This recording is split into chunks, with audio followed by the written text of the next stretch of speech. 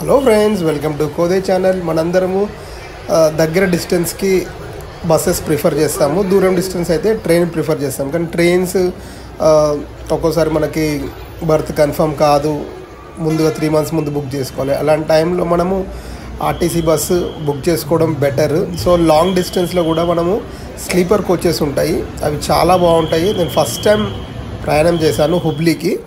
So it's a 3 days tour to Hubli. So అది next వీడియోస్లో చెప్తాను. కానీ ఈ వీడియోలో ఈ స్లీపర్ కోచ్ ఎలా ఉంటుంది, bus sleeper coach, AC sleeper coach, it's cost around same third AC.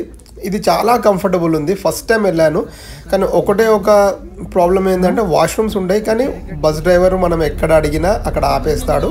ఒక 2 to 3 stops మధ్యలో ఆపుతాడు, ప్రాబ్లం ఏమీ లేదు. సైడ్ లోవర్ సైడ్ అప్పర్ లెక్కనే మనకి సేమ్ ట్రైన్లో ఎలా ఉంటుందో అలానే ఉంటుంది, చాలా కంఫర్టబుల్.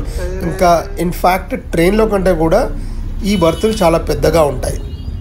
సో చూడండి ఎంత కంఫర్టబుల్ ఉందో. దీంట్లో కూడా మీకు ఏసీ ఉంటుంది, నాన్ ఏసీ ఉంటుంది. ఏసీ వచ్చేసి 1200 నేను వెళ్ళిన దానికి, నాన్ ఏసీ వచ్చేసి 600 to 700, 800 depends on the distance.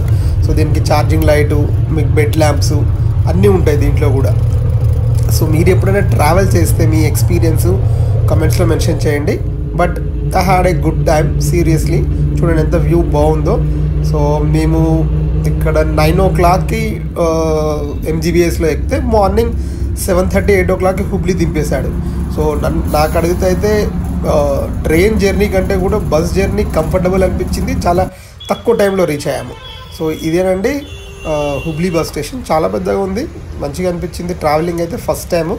మీరు ఎప్పుడన్నా ట్రైన్ దొరకకపోతే మాత్రం yes, you can give a try in sleeper coaches, but preferably AC sleeper coaches. కొంచెం expensive, but you can give a try. Thank you all for watching.